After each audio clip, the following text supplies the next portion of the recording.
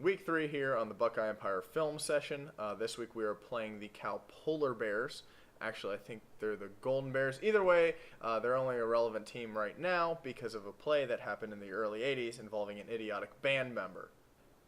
A lot of crazy things happened in the football world here this past weekend. The NFL finally started up, which means I get to see both Browns and Bengals fans blowing up Twitter in rage. We had one SEC team beat another SEC team only to have their fans chant SEC, SEC, only further denouncing their general IQ in that area of the country. Michigan about lost again to Air Force in a game that was closer than it should have been.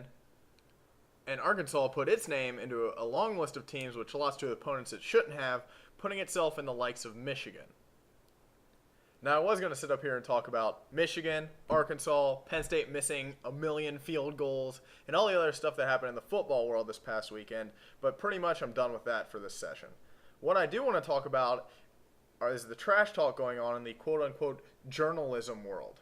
Now, I don't know if people outside of Twitter are very familiar with Mike Bianchi and Tim Brando, but these are two assholes that keep talking shit about our good coach, UFM, and I don't know about you, but frankly, that pisses me off.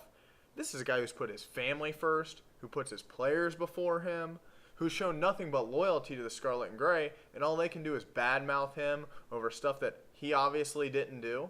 Bianchi's been making this big tiff that Urban left Florida for Ohio State. I mentioned this last week. Obviously, it didn't happen like that. The Ohio State job wasn't available when he decided to leave Florida. There's no way he could have known that the Ohio State job was going to be available. He doesn't have a time machine, Bianchi. And third, if he wanted to leave Florida for Ohio State, he already had a way out in his contract with Florida. So if he wanted to do it, he would have said, hey, I'm taking my buyout. I'm out of here, going to Ohio State. Now, I'm not sure if everybody's familiar with Tim Brando. Basically, he's a guy who works for CBS and covers SEC stuff. He has a radio show that is broadcast on I don't know what network, but it's apparently recorded, as there was some awesome video on landgrantholyland.com. Shout out to those guys. Doing a great job over there. But you would think that since it's on video and it's put on the internet, I mean, it's got to be legitimate, right? I mean, this is on the internet. This is on a video. It's legitimate. According to him, he has quote-unquote published sources. Again, I don't know what that means. I publish a lot of things. I mean, hell, Google Dear Bianchi and Brando after you're done with this, or just search for it on our site in the little search bar. You'll love it.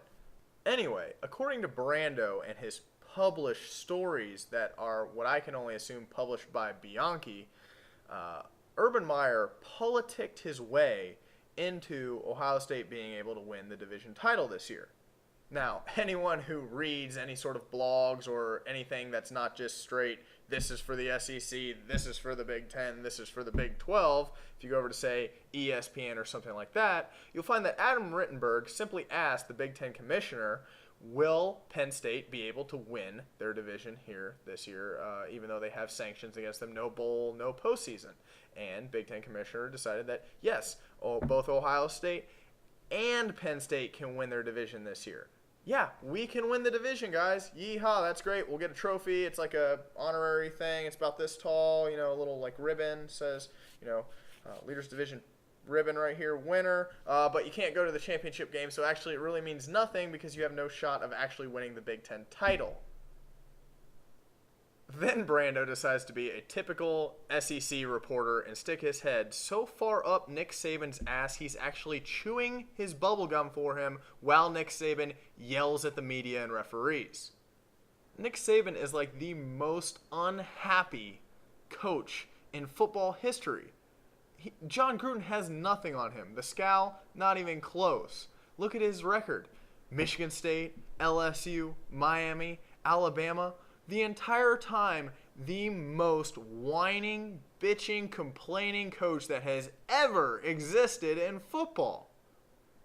He even goes as far to say he understands Saban's twisted logic and understands what he's doing. It's like the most ridiculous, most hypocritical thing that you can possibly say when you sit there and defend Nick Saban for what he does to the media, what he does for the referees, and then call Urban Meyer a whine ass and basically saying that he politicked his way into a situation in which he had absolutely nothing to do with that outcome. Even at a press conference, Urban was quoted as saying, Well, I guess they said we can win the division or something.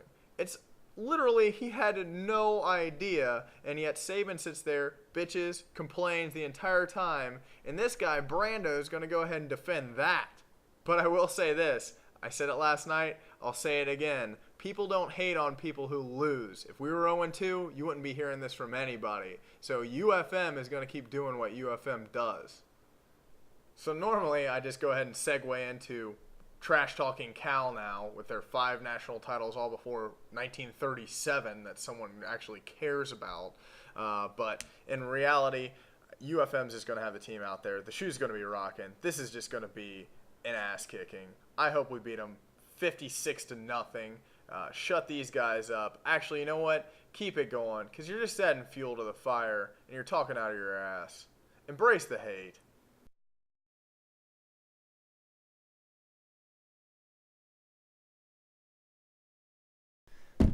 Oh, holy shit. I completely forgot that Wisconsin lost to Oregon State.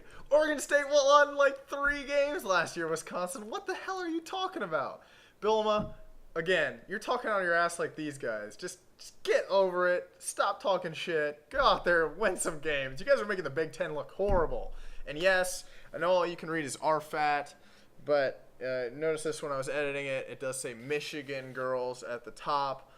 This is one of the original shirts that we made. These are available on the site. Michigan girls are fat with an awesome quote from Jesus Christ on the back. I swear, you'll love it. It's great.